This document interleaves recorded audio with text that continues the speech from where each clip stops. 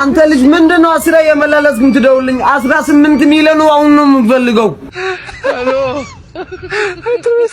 ትሰማለህ? በእናትህ ስራዬን ባገባን ስራ ምንድነው? ቆይ በወሩ 10 ሚሊዮን ብቻ አይደለም የሚከፍልልኝ?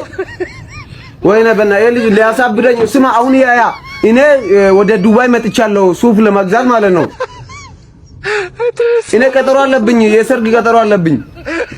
በቃ ዱባይ አይደለም አባ፣ ይሄ ዱባይ አይደለም፣ ይሄ ዱባይ አይደለም፣ ይሄ 40 ምንጭ ምን ይሄ ቤት አሁን 40 ምንጭ ውስጥ ነው ያለው? አዎ 40 ምንጭ። ኧረ በእናትህ ተው፣ ሌላ ህልም የሆነብኝ ነው። ይሄ 40 ምንጭ ውስጥ ነው። እነዚህ አሁን ልብሶች እዚህ 40 ምንጭ ውስጥ ናቸው? አዎ እዚህ የሰራናቸው ልብሶች ናቸው። ይሄ ሙሉ መግዛት ፈልጋለሁ አባ፣ ሙሉን አውርድና እስኪ